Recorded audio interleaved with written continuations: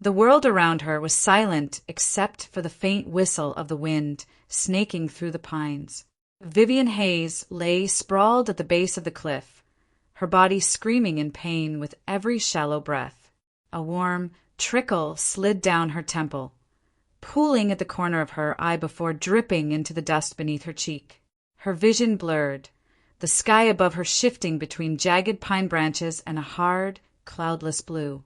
Somewhere above, footsteps shuffled dangerously close to the edge. "Don't move!" Richard's voice came, hoarse and broken. "Play dead, Viv. We have to." Her husband's whisper barely reached her, but she understood. She forced herself to remain still even as her lungs begged for air and her body begged to curl into itself. The fall had stolen all sense of time. One moment she had been standing on the narrow overlook of Sierra Nevada Trail, her daughter smiling at her side. The next, weight against her back, air ripped from her chest, the ground vanishing beneath her feet. The rush of wind, the scream she didn't know was hers. Then darkness. Now, that same daughter's voice drifted faintly from above, high-pitched and trembling, but not with fear. It had to be done, Claire hissed. They'd never sign it otherwise. Vivian's stomach turned. Richard. Parents who had loved her, who had given her everything. And Claire, her baby girl, the child she had carried in her arms through every fever, every heartbreak, was talking about their deaths like a business decision. A shadow moved above, blocking out the light. Richard was still breathing somewhere nearby. She could hear the rasp of it, uneven and pained. "Stay with me," he whispered, closer now, his hand brushing hers for a fleeting second before retreating. "We're going to get through this." She didn't know if he believed it or if he said it for her sake. Vivian's thoughts spun as the reality settled like ice in her chest. Claire wanted them gone. Their deaths would clear the way. Money, property, everything they'd built in 40 years together.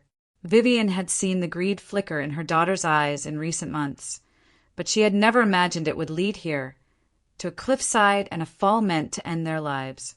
Somewhere a phone buzzed. Claire's voice faded as she and Matthew argued about what to do next. Vivian's heartbeat slowed, her mind sharpening despite the pain. The fall hadn't killed them. Not yet. And if they were still alive, then the story wasn't over. Above her, the wind shifted, carrying Claire's laughter. Light false, chilling. Vivian stared at the patch of sky through the branches and felt something inside her harden. The daughter she had raised now wanted her dead, and this time Vivian would not pretend not to see it. 20 years earlier, the Hayes family had been the picture of ordinary happiness. Their modest home sat on a quiet street in Boise, framed by lilac bushes that Vivian tended every spring, and the steady hum of Richard's workshop out back. Vivian taught literature at the local high school, her days filled with the scent of chalk dust and the rustle of pages. Richard, a carpenter by trade, built everything from custom cabinets to cradles for new parents, his hands always smelling faintly of pine and varnish. Their children, Nathan and Claire, filled the house with noise and laughter. Nathan, the older by 2 years, was bold and curious, always tinkering with gadgets or exploring the foothills with his friends. Claire was quieter, softer-spoken, the one who would curl beside Vivian on the couch with a book while the rain tapped against the windows. Family dinners were chaotic but warm, with Nathan's jokes bouncing off the kitchen walls and Claire rolling her eyes at her brother's antics. On weekends, they hiked together along the trails outside the city, Nathan racing ahead while Richard called after him to slow down. Life wasn't perfect, but it was theirs, predictable, loving, anchored in small joys that stitched the days together. Then came the autumn that split their lives in two. It was a Friday evening, the air crisp and tinged with wood smoke. Nathan, 17, had gone out with friends after school. Just a quick hike before dinner, he'd promised. Vivian had made his favorite stew. The pot cooled untouched. Midnight came and went. His phone rang endlessly, then went silent. At dawn, police cars lined the trailhead. Vivian clutched Richard's arm as search teams combed the ravine. Hours later, a deputy removed his hat before approaching them, and everything after that blurred into soundless motion. The walk down the slope, the sight of a familiar jacket caught on the rocks, the broken body beneath it. The official report called it an accident. "He must have slipped," they said gently. "A tragic fall. Wrong place, wrong step, wrong moment." Claire, just 15, stood still at the funeral, her hands folded neatly in front of her, her face pale and unreadable. In the weeks that followed, she changed. She became thoughtful, almost solemn, helping Vivian in the kitchen without being asked, checking on her father in the workshop, speaking less but listening more. Vivian told herself it was grief reshaping her daughter, maturing her too soon. Life continued because it had to. Vivian returned to her classroom, Richard to his tools. They learned how to breathe again, one shallow breath at a time. The laughter never returned, quite the same way, but the house was still standing. They still had Claire, quiet, steady Claire, and that had to be enough. Or so they believed. 2 decades had passed since Nathan's death, and the Hayes home bore little trace of the laughter that once echoed through its halls. Vivian and Richard had grown older, their hair silvering and their pace slowing, but they had carved out a quiet, steady life together. Claire had married Matthew Cole, a rising name in a small real estate firm, and they had 2 children, bright, beautiful kids who called Vivian Nana, and filled the house with the kind of joy she thought she'd lost forever. Claire visited often, bringing casseroles and flowers, rearranging furniture to make things easier, and reminding them to take their pills on time. It all seemed like love. When Vivian and Richard began discussing updating their will, a modest estate worth about $1.2 million between the house, Richard's retirement, and savings, Claire's tone shifted. "It'll be simpler if you just list me as the executor," she said over coffee one Sunday, stirring sugar into her cup. "I can make sure everything's divided fairly when the time comes."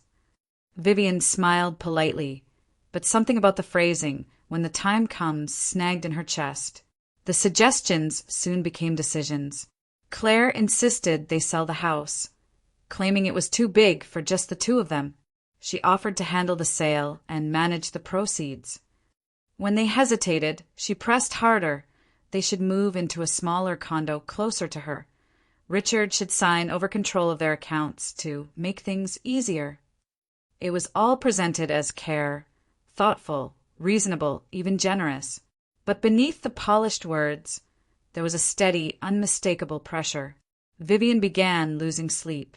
The house felt different with Claire there now, the same walls that once comforted her now closing in. Over tea one afternoon, she confided in her older sister, Helen Ross.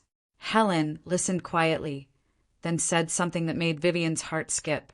"Viv, this doesn't sound like care. It sounds like control." The next time Claire visited, Vivian tried to talk to her gently, to ask why everything needed to change so quickly.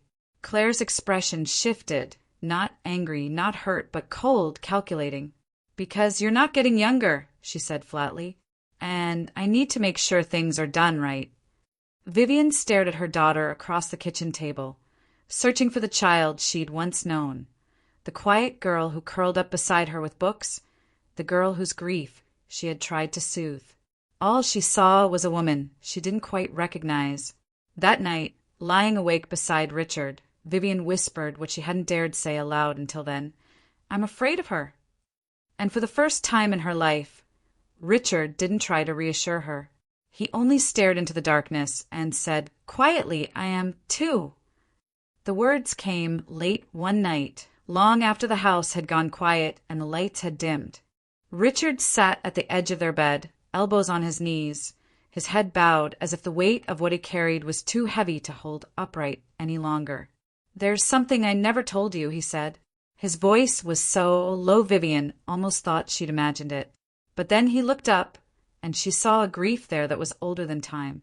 "That night," he began, and Vivian felt her pulse quicken. "The night Nathan died, I saw Claire leave the house." He hadn't been able to sleep and noticed the back door creak open just past midnight. At first, he thought she was restless, maybe walking to clear her head. But something about the way she moved, fast, purposeful, made him follow. He stayed far enough behind to remain unseen, careful with every step as the night air grew colder around him. He found them near the overlook above the ravine, their silhouettes etched against the moonlight. At first, it was just voices, sharp and rising, then words cut through the wind. Nathan was furious. Claire had been stealing money from the joint family account, small amounts at first, then more. She claimed she needed it for something important. Nathan threatened to tell their parents. He called her selfish, reckless, a thief. "Stop acting like you're perfect," Claire spat back, her voice trembling with anger. "You think they love you more because you're the golden boy? You don't know anything about me." Richard had taken a step forward, ready to step in, but then the shouting turned into something else. Nathan turned away, muttering that he was done with her lies, that he was going home to tell their parents everything. And then Claire lunged. It was quick, almost clumsy, but enough. Her hands hit his back, and he stumbled forward. Richard would never forget the sound, the scrape of shoes against rock, the sharp gasp, the silence that followed. He ran to the edge, heart in his throat. Nathan's body lay twisted on the rocks below, unmoving.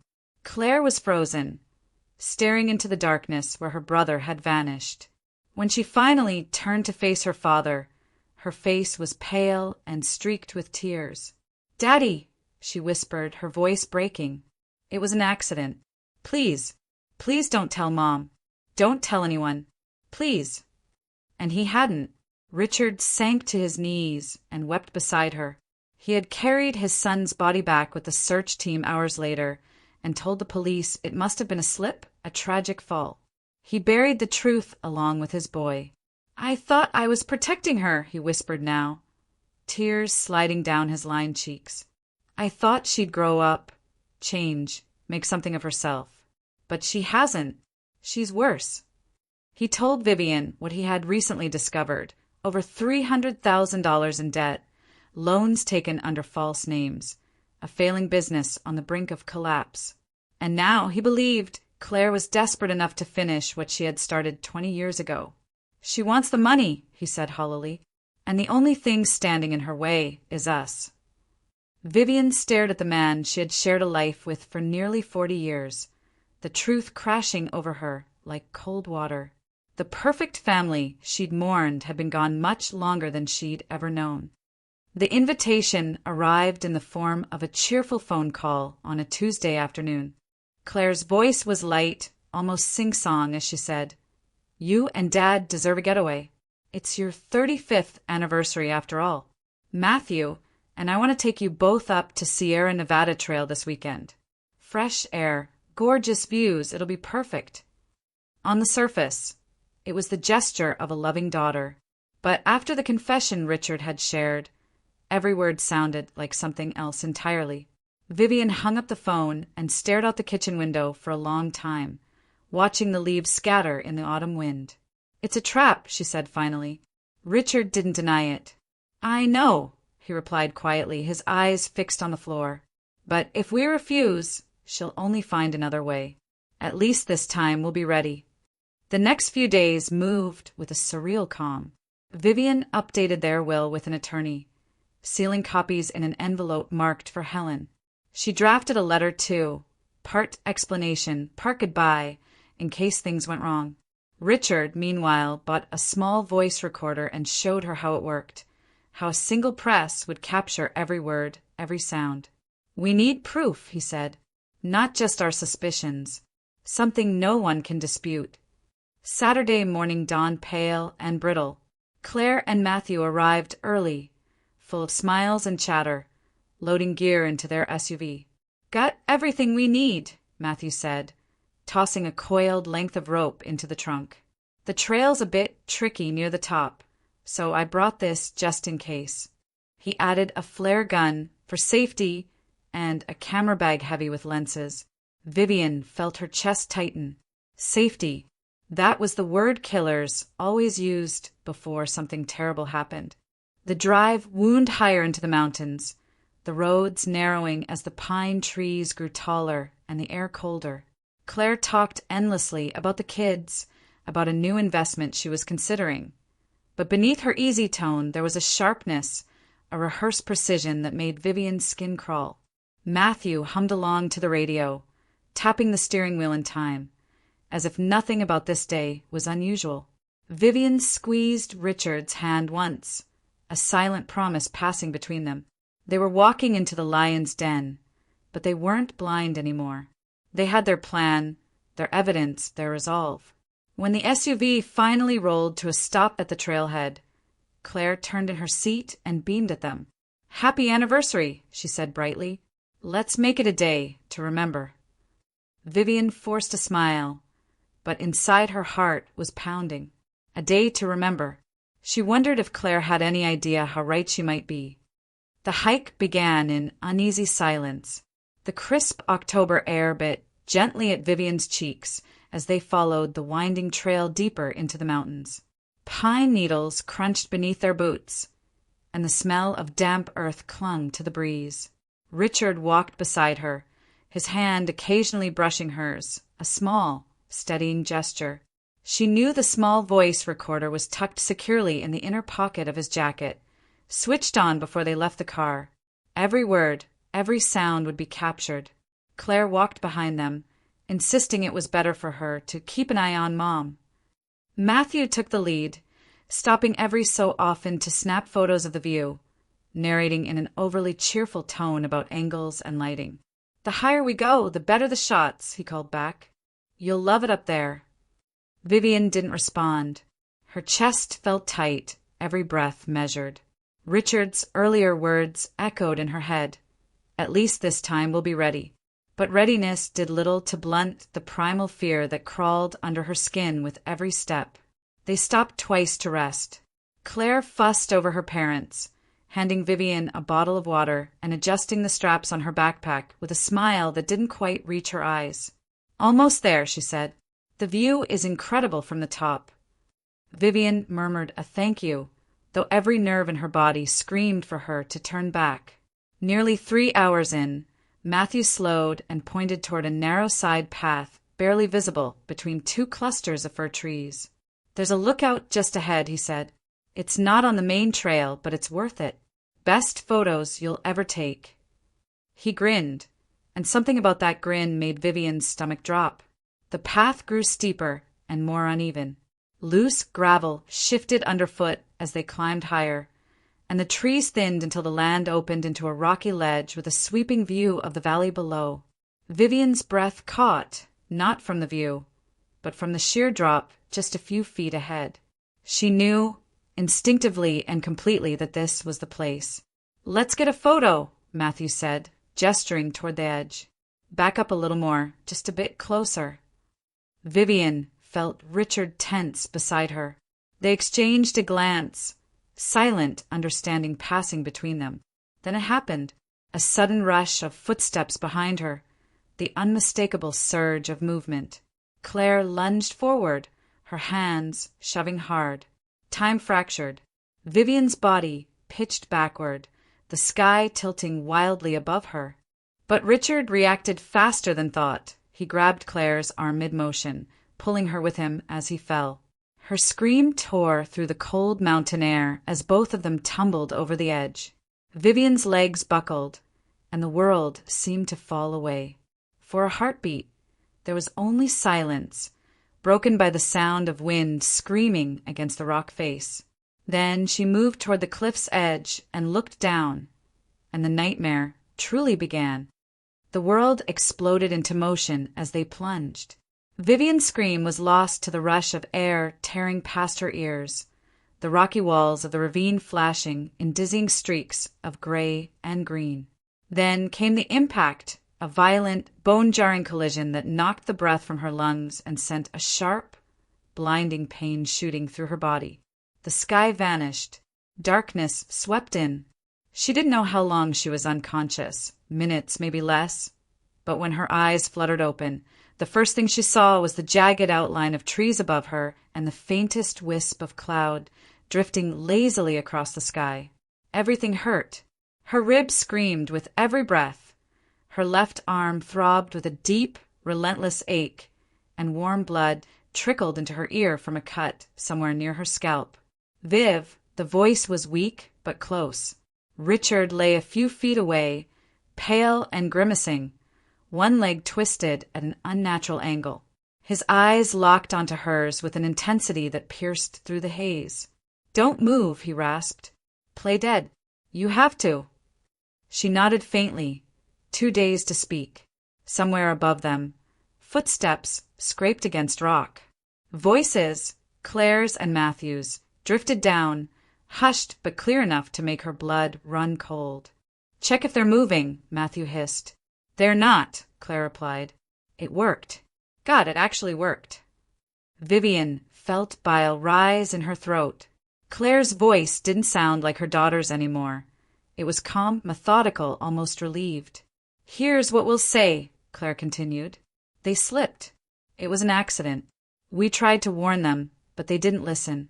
We'll call for help, but by the time anyone gets here," her voice trailed off, the implication hanging heavy in the air. Matthew grunted. "We should get back to the car. Signal's better up there.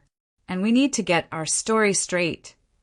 Vivian forced her body to stay still as the footsteps receded, fading into the distance.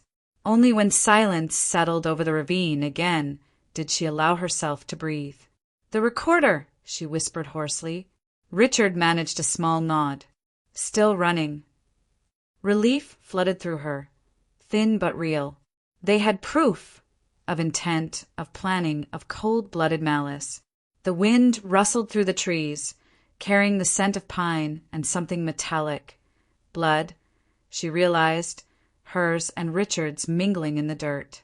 "I should have told you sooner," Richard murmured, his voice trembling. It wasn't just the money that night. Nathan found something else. Something about Claire. I never heard all of it. But he said she was lying to us about more than the money. Vivian turned her head toward him, the pain momentarily forgotten. "What do you mean?" Richard shook his head weakly. "I don't know, but I think Nathan was about to expose her, and that's why she panicked." The truth of those words settled over them like the cold mountain air. For 20 years, they had been living with a lie. Now, broken and bleeding at the bottom of a ravine, they silently made a vow.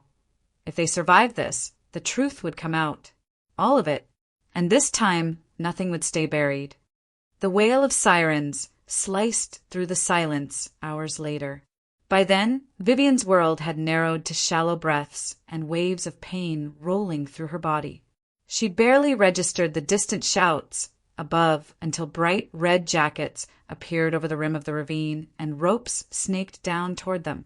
Paramedics spoke in urgent tones as they lifted her onto a stretcher, her vision swimming in and out of focus. Richard's hand brushed against hers briefly before they were separated, each loaded into different helicopters bound for Boise. St. Mary's Hospital was a blur of antiseptic light and soft beeping machines. Vivian drifted in and out of consciousness, careful to keep her body slack and her eyes closed whenever footsteps approached. Playing dead had saved her once already, and it might still save her again.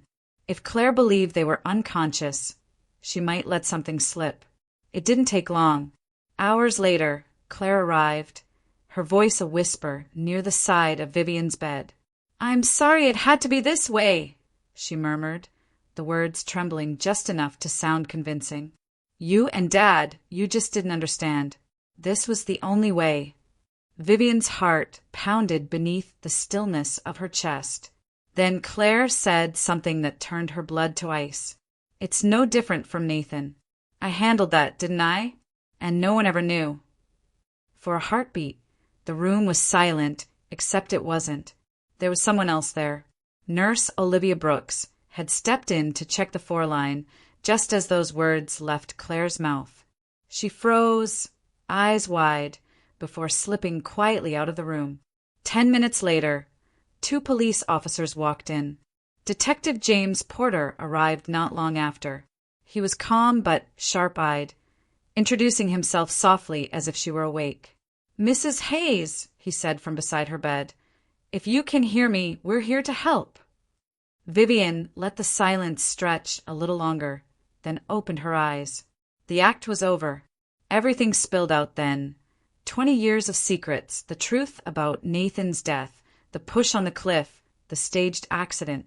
Richard, pale and exhausted in a nearby room, handed over the phone that had recorded every word Claire and Matthew had spoken at the ravine. It was all there, the planning, the intent, the casual talk of their deaths. The evidence only deepened as investigators dug further. Bank records showed Claire had forged Vivian's signature multiple times in recent years, draining funds from investment accounts to cover mounting debts. She had even attempted to take out a second mortgage on their home without their knowledge. Detective Porter listened without interruption, his expression grim but resolute. "You've done the hardest part," he said gently. "Now let us do ours." As the door closed behind him, Vivian stared at the sterile ceiling tiles above and exhaled shakily. For the first time in years, the truth wasn't just a private wound buried in her chest. It was in the hands of justice now, and this time it wouldn't be silenced. The knock on Claire's hospital room door came just after dawn. 2 uniformed officers stepped inside, followed by Detective James Porter. Claire looked up from her chair, her face still composed in its practiced mask of concern. But the moment Porter began reading her rights, the color drained from her cheeks.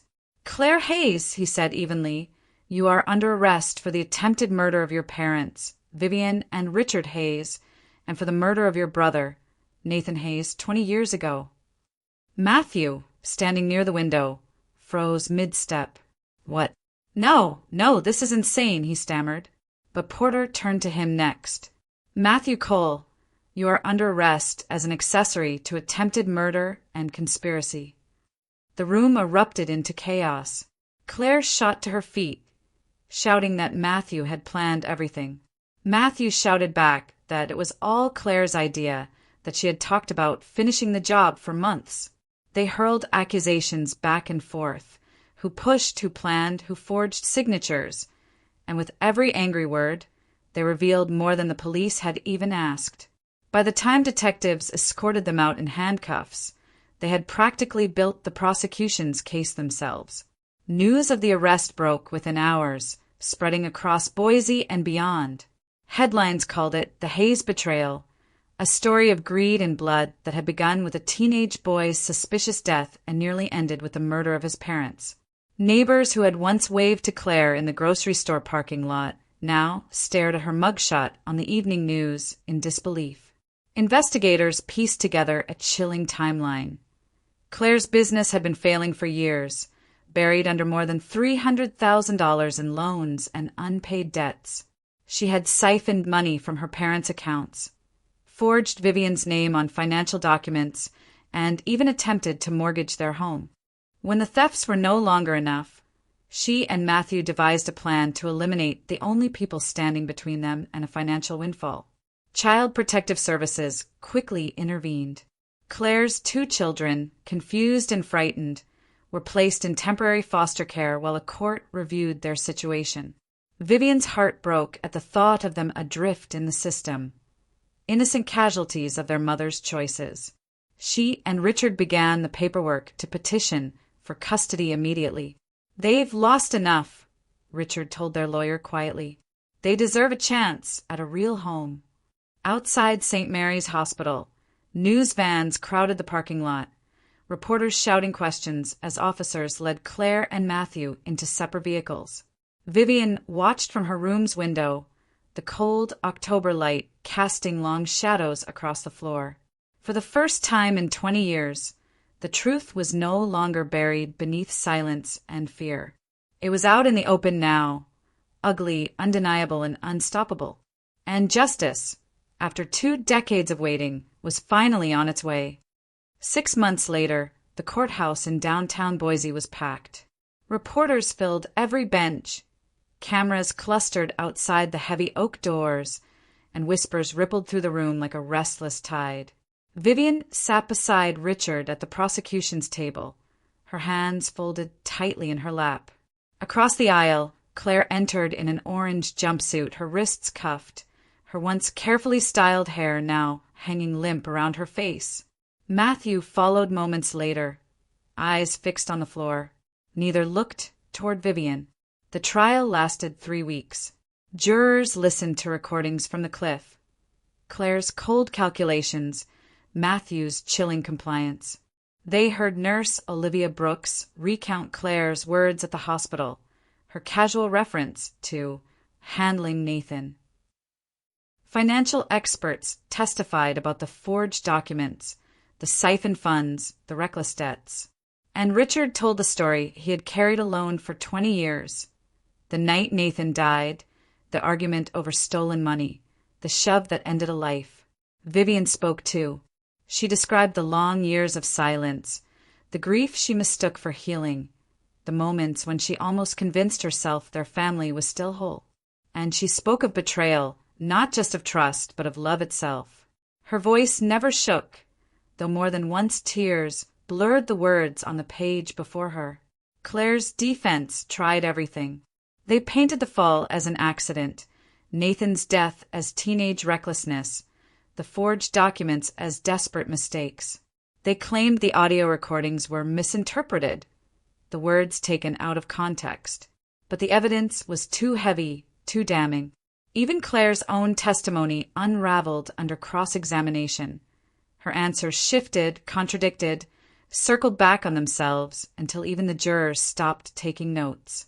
On the final day, before the jury was dismissed to deliberate, Vivian asked to speak one last time. She rose slowly, leaning on Richard's arm, and faced the daughter she had once rocked to sleep. "The child I raised," she said quietly, "died the same night Nathan did. What's left isn't my daughter. It's the person who killed him and who tried to kill us." Claire flinched, but said nothing. The jury was gone less than 4 hours. They returned with a unanimous verdict: guilty of second-degree murder in Nathan Hayes' death, and guilty of attempted murder in the attack on Vivian and Richard. Matthew was convicted as an accessory and co-conspirator. Both were sentenced to 30 years in state prison without the possibility of parole. When the gavel fell, a hush swept the courtroom. Claire stared straight ahead, her jaw set, refusing to look at her parents. Matthew wept silently beside his attorney. Weeks later, the custody hearing was swift. The court awarded Vivian and Richard full guardianship of Claire's 2 children. They came to live with them in the house where their mother had once grown up, now quieter but not empty. One evening, as the children colored at the kitchen table, Vivian watched them with a fragile hope she hadn't felt in years. "They'll know who Nathan was," she whispered to Richard. "They'll know he was brave. They'll know the truth." For the first time since that autumn night decades ago, the Hayes family had a future, scarred, yes, but still standing. The house that had once held every chapter of their lives, birthdays, scraped knees, bedtime stories, and unspeakable grief, no longer felt like home. 3 months after the trial, Vivian and Richard sold it. They packed boxes slowly, carefully, sorting through decades of memories with hands that trembled more from emotion than age. On the last day, Vivian walked through each empty room, running her fingers along the grooves in the doorframe where Nathan and Claire's heights had been marked year after year. The lines stopped abruptly at 17. She traced the final mark and whispered a soft goodbye. Their new home sat on the edge of a quiet forest outside McCall, Idaho, a small cedar cabin with wide windows and a porch that smelled of pine after rain. It wasn't grand, but it was theirs, and more importantly, it was free of ghosts. Here, the air felt lighter. Here, they could start again. The scars they carried didn't fade with the move. Richard still limped slightly from the injuries he'd sustained in the fall, and Vivian woke some nights from dreams where she was falling endlessly through darkness. But those wounds, the physical ones, were nothing compared to the fractures that ran deeper. Trust once shattered didn't rebuild easily. Love, once twisted into betrayal, didn't untangle overnight. Vivian never visited Claire in prison. Richard went once. He returned hours later, shoulders heavy, eyes distant. "She's not sorry," he said simply. "Not for what she did. Only for being caught." That was the last time they spoke of her. Matthew wrote, too. His letters arrived once a month, scrawled apologies spilling across the pages, pleas for forgiveness, for a chance to make things right someday. Vivian read the first one. Then she tucked it into a drawer and never opened another. Some wounds, she decided, did not deserve words. The two children they now raised brought both joy and ache. They had questions about their mother, about Nathan, about why things were the way they were. Vivian answered them gently, honestly, but without bitterness. "Your uncle was brave," she told them one night as they sat by the fireplace. "And one day, I'll tell you everything about him." Life settled into a new rhythm. Mornings began with coffee on the porch, the forest still and golden in the early light. Evenings were quieter than they'd ever been, but not lonely. And on certain days, when the wind carried the scent of lilacs, Nathan's favorite, Vivian allowed herself to smile. One autumn afternoon, as the sun sank low and the children ran ahead on a narrow trail, their laughter echoing through the trees, Vivian paused. She tilted her face toward the sky, now streaked in gold and rose, and let the silence wrap around her. The truth was no longer buried. Justice, the long delayed, had come. Nathan's name was no longer just a memory whispered into the dark. It was a promise carried forward. And as the forest breathed softly around her, Vivian felt something she hadn't in years: peace.